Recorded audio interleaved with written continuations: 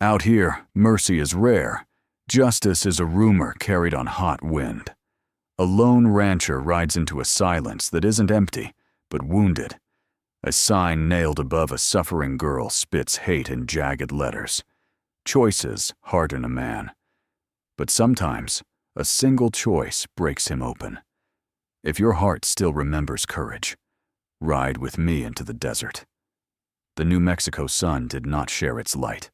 It pressed. It punished. It made the day feel like a sentence. Calder Wyatt rode slow. Seat settled deep in the saddle. His dun mare breathed steady. Dust lifted from each hoof like tired prayer. He had been following a lost heifer for half a day. Tracks opened clean at dawn. By noon, they softened into cracked earth and heat shimmer. Silence kept him company. Leather creaked. Wind whined. Somewhere, a hawk made a distant circle and a promise. Calder liked it this way. Alone. Quiet. Predictable. Then he heard a sound that didn't belong to wind. At first he doubted it. A breath that had forgotten how to breathe. He stopped the mare with a gentle pull. Head turned. Heart slowed, as if to listen better. The sound came again. A thin whimper. Tight. Ready to snap. He swung down, tied the reins to a dead limb, rifle slung across his back, boots soft over baked dirt. Junipers leaned like old men, boulders east and kept their secrets. He reached a clearing ringed by cottonwoods, old trunks, old shade, older violence. She hung there, arms stretched above her, wrists bound in twisted mesquite rope, feet barely touching ground, body slack like a broken toy. Skin sun-dark, dust-coated. Long black hair stuck with sweat and blood. Chest fluttered shallow and erratic, alive, barely. He lifted his gaze. A crude plank nailed above her, thick red letters, angry and jagged. White man, don't forgive. He stepped back. Bile rose. Heat thickened. Warning? Threat? Curse? The ridges kept still. The rocks kept counsel. The leaves whispered what men wouldn't say. His hand went to his knife. Christ, he muttered. What did they do to you? The girl stirred. Only a fraction. Her head dropped forward. Rope burns ringed her wrists like brands from a cruel forge. You hear me, girl? His voice came hoarse. No answer. I'm not here to hurt you. Softer now. Half a promise. Half a prayer. He stepped close. Her face came into lamplight that wasn't there. Young. Maybe 18. High brow, strong jaw, hollow cheeks drawn by thirst, dried blood on a cracked lip. He touched the rope. Mesquite fiber. Harsh. Old. Meant to burn, not merely bind. His fingers shook. The sign screamed at him. It accused him of things he hadn't done. It asked him to carry sins he didn't deserve. It made him hesitate. It made him mad. She groaned. That sound undid the rest. Ain't all of us, he whispered. Blade slid. Rope gave. She fell forward. He caught her. A weight that felt hot and weightless at once, as if her bones had given up. Her eyes fluttered. Dark. Afraid. Unfocused. But searching. He lowered her to the ground on one knee. Water from his canteen dampened a clean cloth. He touched it to her lips. Easy now. You're safe, at least for this breath. She blinked once. Twice. Her fingers found his sleeve and clung like a drowning hand finds driftwood. He looked up at the sign again, looked down at her, took off his coat, draped it over her shoulders. You got a name? No sound, just a tremble of breath. We'll find one for you, he murmured. He lifted her into his arms. Not broken, he decided. Not yet. For now, you're with me. He shouldered the desert and stepped back toward the world. By sundown, his ranch held the horizon like a last good thought. One windmill creaked. An old barn leaned as if remembering grief. The house was one room and a loft. Roof patched with scavenged sheet metal. It stood, fierce and honest, like the man who built it. He carried the girl inside. Heat still burned through her skin. Her breaths whispered like dry leaves skating over stone. He laid her on the cot, unwrapped the coat. Lantern light licked thin across pine boards. A tin basin picked up the glow. He poured water, set it near her feet. Her legs were bruised, scraped, one ankle swollen. Rope burns scored her wrists. Ugly. Precise. "I'm gonna hurt you a little," he said, "just to clean the hurt you didn't ask for." He dipped the cloth. Ring breathe. Begin. He lifted her right foot into the basin. She flinched, waited, didn't pull away. His hands moved reverent, careful, the way a man handles something sacred. Dust ran red and brown into water. Pain left its color behind. He kept his eyes respectful. He felt her gaze sometimes.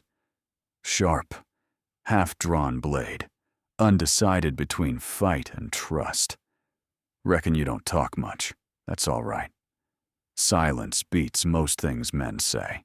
He finished one foot, then the other, wrapped both in soft cloth strips, set them on a folded blanket like placing goods on an altar. "You remind me of a river." Most of the year it looked dead.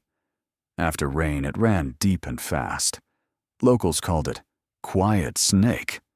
Didn't know why. Maybe because it survived without bragging. He studied her face. Cheekbones like ridge lines, lips cracked but full, lashes sand thick. Young, yes. But her eyes held an older season, the kind that doesn't flinch.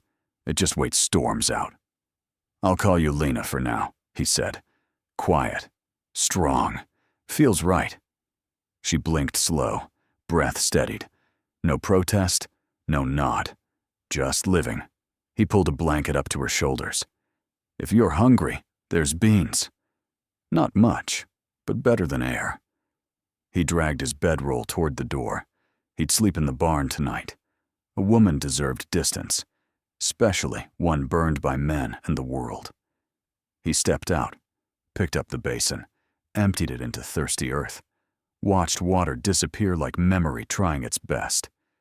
Inside, she dreamed of fire and horses and ropes slicing sky, and of hands rough but gentle, hands that washed pain without asking payment. Days passed with the slow drum of the desert, but the house's silence had changed its weight. It hummed now, like something barely held, like a string tuned close to truth. Lena ate when he brought food, never much, moved with watchful caution, the posture of an animal that lived too long in cages. She still didn't speak, but sometimes he found her watching him, eyes soft. Guard up, heart undecided. He left her the cot at night, took the barn for himself, rifle close. He told himself it gave her space. Truth said something more complicated. He feared what her presence asked of him. He feared what the sign had called out from the dark. "White man, don't forgive." The words had teeth. They chewed old grief in his chest. On the third morning, a boot print greeted him near the barn, smaller than his, fresh, angled toward shelter. He crouched, studied heel tread, military issue, cavalry. Eyes rose to the ridge, heat shimmer, sagebrush, no movement, no mercy.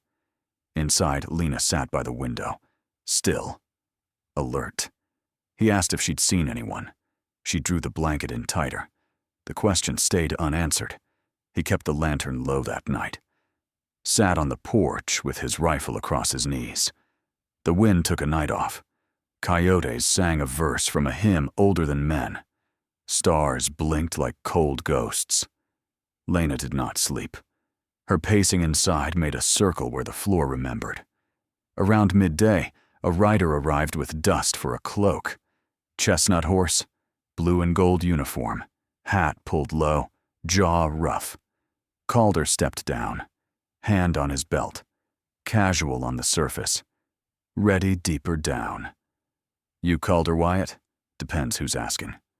"Lieutenant Graham, Dust Hollow Station. We're tracking a fugitive. A folded notice came down. Calder didn't have to open it to know. He opened it anyway. Apache girl. Sharp eyes. Long hair. Wanted for murder and escape. Dangerous. Reward, $50. Seen her? Can't say I have. You sure? Small, quiet. Might be hurt. Might be hiding. We think someone pulled her down near the cottonwoods. A cow that don't listen, jackrabbits. And myself, Calder said. No one else. Lieutenant's eyes narrowed. She's part of a violent band. Savages, he added, as if the word were a badge. That sign they left? They mean it. Calder's jaw set. If I see anything, I'll send word. The soldier studied him, nodded once, turned his horse. See you do. Calder watched dust disappear. Curtain fell. Inside, Lena stood behind the cloth. She had heard it all. He set his hat aside. They came looking, showed me a drawing, said you're wanted. She said nothing. I told them no. Her eyes thinned with doubt. I don't know what you did, he said. Maybe one day, you'll say. But out here a man chooses. I chose. He stirred beans that didn't need stirring. Behind him she moved. A breath. A shift. Trust pried the silence just wider than yesterday. The wind softened late. Shadows stretched long and thin. Calder sharpened his knife on the porch step. Steel and stone made a slow rhythm. He let the repetition tame thoughts he didn't trust. Footsteps. Light. Human. He looked up. Lena stepped outside. First time on her own since he'd carried her in. Bare feet tested earth like a new treaty. His old woven blanket hung from her shoulders. She moved past the barn, stopped at a clean patch of dirt. Kneeled. Let the blanket fall to her elbows. Picked up a stick. Drew. Calder walked over without hurry, gave space, watched lines scratch truth into earth. A bird, wings spread, encircled by fire, angles cut bold, alive and in pain, or alive through pain. What's that? His voice stayed low, respectful. She didn't look up. Her eyes held the drawing. Memory argued inside her. She let it win. Bird and fire, she said. Voice dry riverbed. My people sign. She touched the bird's center. My father's mark. Our family. Painted on hides. Carved on boughs. Flying through flame. Always. Her shoulders drew back, braced. They came, she said. Soldiers. White coats. Last spring. Said we must move. To dry place. No food. No water. Said we were danger. We said no. We stayed. We fought. Her voice thinned. They burned. They killed. My mother. My brothers. The old ones died in the tent. Calder clenched a fist slow enough not to scare her. Heat rose like snake strike. I ran, she said. Hid.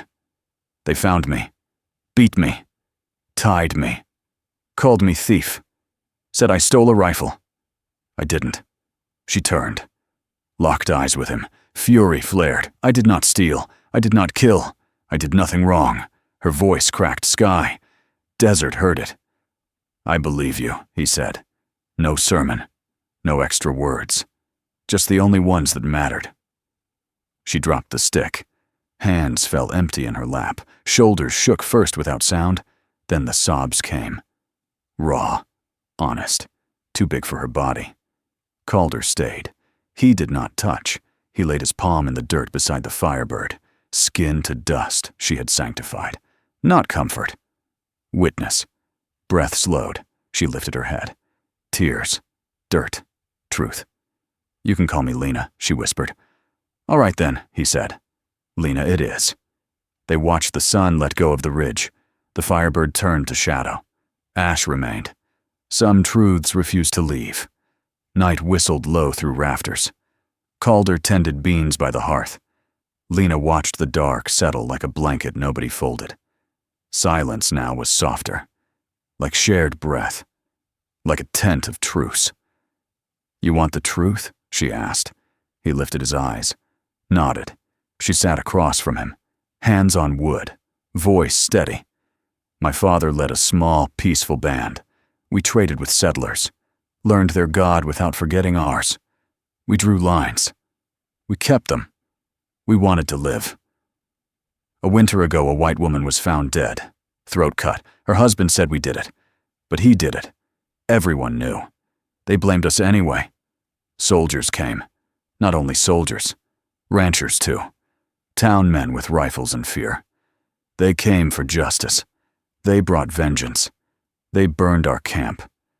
Shot my brothers in their sleep. My mother died holding the new beads the priest gave her. They hanged my father from our council pole. Calder dropped his eyes. Words wouldn't carry that weight. They found me in a hollow tree, took my knife, said it proved I planned murder, tied me up, beat me with questions, hung me from that cottonwood. Bait, she said, for the rest of us, for anyone who still loved what we'd lost. Why did you cut me down? Her question crossed the fire. It did not break on the coals. He held her gaze. Because once, he stopped, his voice turned flat. My family. Raiders hit us last spring. Apache, they said. Maybe it was, maybe it wasn't. I came back to Ash. My sister was 16. I heard her crying in the barn. I was scared. I waited for help. She died before anyone came. Silence changed shape. Not empty now. Shared. Heavy. Human. You saved me because you couldn't save her, Lena said. He nodded once. If I had been white, would you still have pulled the knife? He stood, came around the table. She looked up. Searching. He cupped her chin. Calloused fingers. Careful touch. I don't love skin, he said. I love what breathes under it. Her eyes watered without spilling over. She lifted her hand, pressed her cheek into his palm. They leaned forward the way exhausted people fall into sleep. The kiss started small, then became the breath they had forgotten. Shadows did a slow dance on the wall. Outside, the desert wind rested. Inside, something tore and mended in the same moment. Morning carried a strange pressure, like storm weight, but with boots. 3 days had passed since the kiss, since the wordless treaty between them. Lena moved more freely, fed animals, swept floor, laughed once when Calder cussed the mule. Peace wore thin. By noon, dust trailed from the east. 3 riders, canvas coats, old hats, rifles easy on their shoulders. The leader wore a tin badge that looked homemade and hungry. Wyatt, he called. Heard you're harboring what don't belong. You hear a lot of things, Joe, Calder said. Doesn't make them true. Joe Prescott spat. An Apache girl. Rewards $50 and the prayers of the Pecos. You ride this far for a rumor. We aim to check inside, Prescott said. Just in case. Calder stepped down off the porch. You got a warrant? Prescott snorted. You think this is court? The other 2 shifted hand to wood. Air went brittle. I live here alone, Calder said. Girl would be ghosts and goats by now if she tried me. Prescott studied him. If you're lying, you'll burn with her, he said. They turned their horses, rode away like men who like the taste of coming back. Night found Calder behind the barn with the old plank in his hands. He had dug it up where he'd buried it. White man, don't forgive. Still legible, still hateful. He laid it in the fire pit, struck a match, held it steady until flame did the rest. Wood cracked, as if the letters wanted to live. Behind him, footsteps. Lena. His coat hung loose on her frame. She stood beside him, didn't speak, didn't have to. Firelight danced in her eyes. Morning. Freedom. Both. I should have burned it sooner, he said. Her shoulder pressed his, a small anchor in rough wind. Thank you, she said. 2 words. Sacred weight. Embers held the last orange. Wind hushed. For the first time since he cut her down, the sign was gone. Only heat remained. And a choice that might yet cost them both. Morning didn't bring wind. It brought stillness. The kind that means watchers. The kind that means time just ran out. Calder packed light.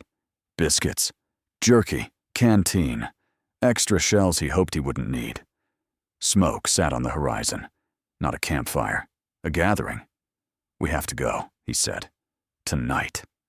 Lena nodded. She had lived long enough with danger to know it by smell. "South of here," he said. "Past the line on the map, men pretend is a wall. Some say the Apache still live free in the Sierra Madre, far from soldiers, far from signs. We can make it if we ride hard." She stepped close, took his hand, held it firm. He looked down. Voice a rasp softer than prayer. "You'll come with me?" She laid her forehead on his chest, breathed one answer in Apache. "Slow. Careful. I want to live. I want to live as your wife." He closed his eyes. Some words weigh more than iron and still make a man light. By sundown, the door swung on its hinge without goodbye. 2 horses took the dark road.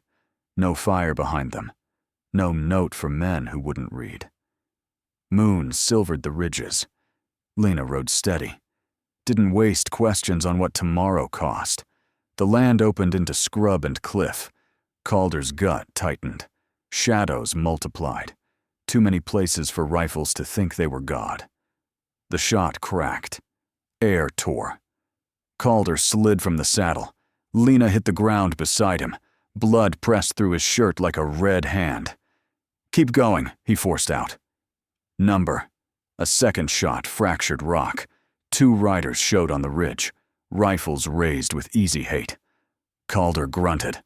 "We move." He tried to stand. Gravity argued.